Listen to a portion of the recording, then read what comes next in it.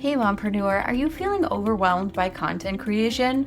I totally get it. You have a million other things to do, and somehow your kids always know the best time to interrupt you is right when you start doing work. And by best time, I mean worst time.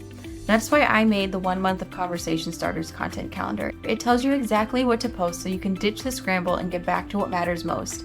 Your little womb gremlins and your business. More time for you, more engagement for your business. Get your free 1 month of Conversation Starters content calendar today at sociallyyours.biz/content calendar. Picture this. It's mid-December. You're juggling Christmas lists, holiday parties, gift wrapping, trying to make all those magical memories for your kids. And then over at the bottom of your to-do list, Instagram is just sitting there quietly like, don't forget about me. And you're over here being like, yeah, sure, right after I finish this third cup of cold coffee and figure out where to hide that freaking elf tonight. If that's you, this is the episode for you. Because here's the thing, keeping your Instagram alive during the holidays does not have to feel like one more thing on your to-do list. You don't have to post every day. You don't have to create perfect reels. I'm going to talk about how you can show up in a way that is simple and still intentional and still effective. So stick around to learn exactly how to stay consistent on Instagram during the busiest season of the year without losing your ever-loving mind. I'm going to share the exact types of posts that are easy to create, that can still cut through the holiday noise and keep your audience engaged and connected.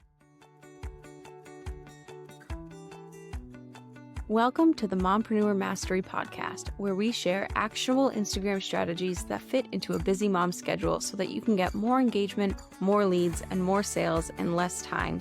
I'm Sydney O'Brien, an Instagram strategist who started my business with 3 kids under 5 and found a way to do it without sacrificing quality time with my family and only working 2 hours a day. I love helping other mom business owners find that seemingly impossible mom work-life balance instead of spending too much time creating content that isn't getting them the results they want. If you're an overwhelmed but very ambitious business owner and you want to strategize the heck out of your Instagram account so that you can save time and make more sales, you're in the right place. Now, before we dive in, a quick note, this is my final episode of the year. I will be back with fresh content in 2025, but until then, I hope you enjoyed this episode and have the most magical holiday season with your family. All right, first let's talk about why you should even bother with Instagram during the holidays, because I totally get it. You are super busy, like beyond busy. Especially if you're traveling or still planning dinners and presents and stockings and spirit weeks and all the things. And so your audience probably is too. They're stressed. They're scrolling past half the stuff they see. But guess what? They're still scrolling, whether it's standing in line at Target or hiding from their family chaos or procrastinating on gift wrapping. They're still online, and this is your chance to stay visible. Even if engagement feels a little quiet right now, consistency is key.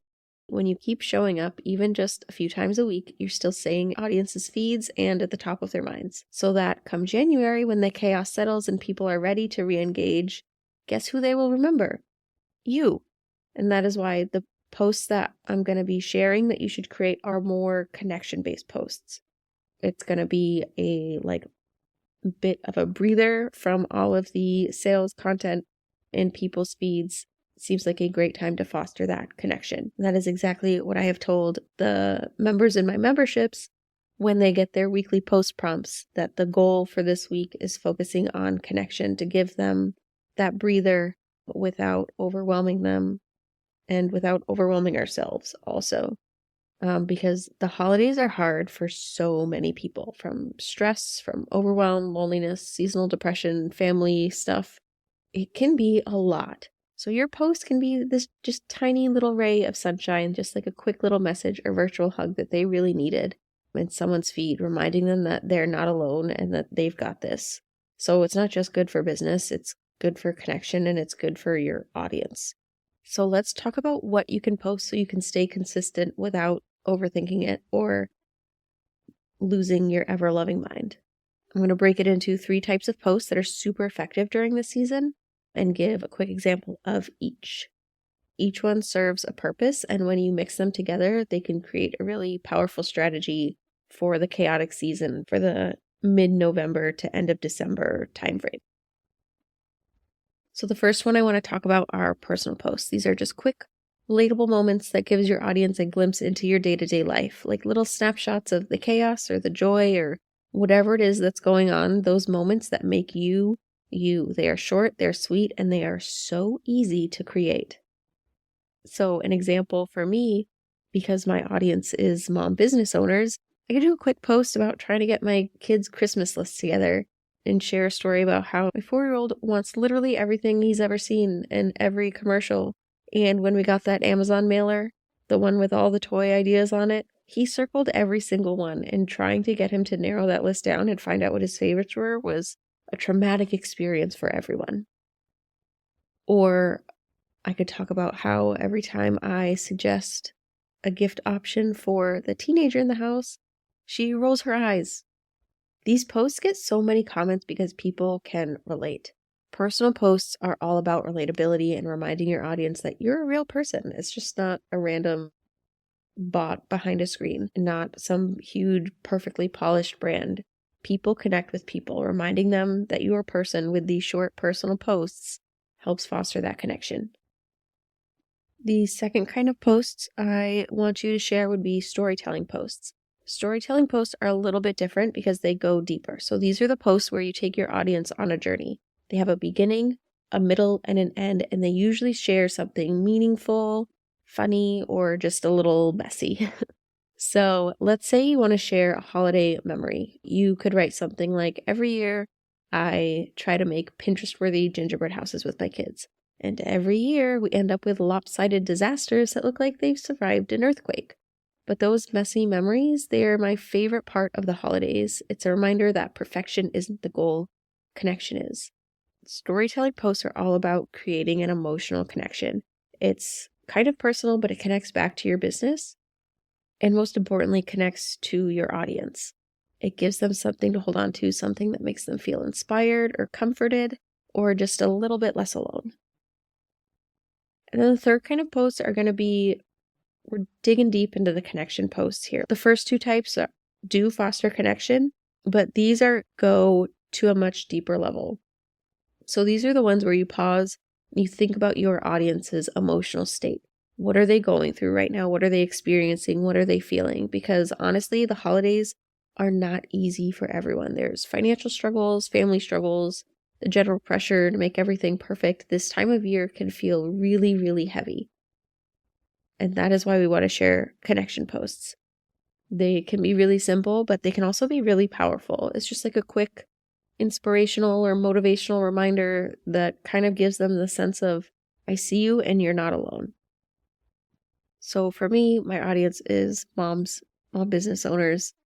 I could do something like, gentle reminder, you're doing great. It's okay if the cookies got burnt or the gifts aren't perfectly wrapped. What matters is the love you're putting into it and the memories you're making with your kids. Something easy like that. Again, it doesn't have to be a ton of thought or a ton of work or these fancy reels with a bunch of editing. We just want something that will resonate deeply and show your audience that you see them. Because when people feel seen, they trust you. And also this time of year, lots of people just really need that reassurance. So given the time of year, given how overwhelmed you are, how overwhelmed everyone is, connection posts are kind of key to break through that noise of the constant sales and constant ads. They're also really quick and relatable and easy for you to create. So like you can do it without losing your sanity. Also, it's okay to post less right now if you just do not have the time or the brain space to handle this. That is totally fine. A couple posts spread out, you can create them all and then schedule them so it's done and you can worry about other things. But you have the personal posts that are quick and relatable, storytelling posts that are deeper and more emotional, and then those last connection posts, which are really just kind of the warm hug, the inspiration that your audience would need. So think about your specific audience and what it is they need to hear, what it is that they would relate to right now, this time of year. And then all of these posts help you show up as someone that your audience can trust and connect with, so that after the chaos of the season is over, when you do go back to selling, if you're not doing that right now, you're at the top of their mind and you've already fostered that connection and built that trust to convert followers into buyers. And if planning your post out strategically like this is something that is just not in your wheelhouse and makes you cringe every time you think about planning ahead, or thinking about strategy, this is exactly what I do inside my membership Content Clarity Collective. Each week I send my members timely, strategized post prompts so they know exactly what to share even during the busiest of seasons. It takes the guesswork out of content creation and makes it so you don't have to go chasing trends or anything like that. I'll put a link in the show notes so you can learn more. And let's talk about what not to do this time of year, because the last thing you need right now is to waste time and energy on stuff that does not work, that does not help. Do not overcommit. You do not need to post every day. Seriously, no one is going to check their feed thinking, wow, I wonder why Maria skipped a post on Tuesday. A few intentional posts are so much better than a flood of rushed ones, okay? And number 2, don't post just to post.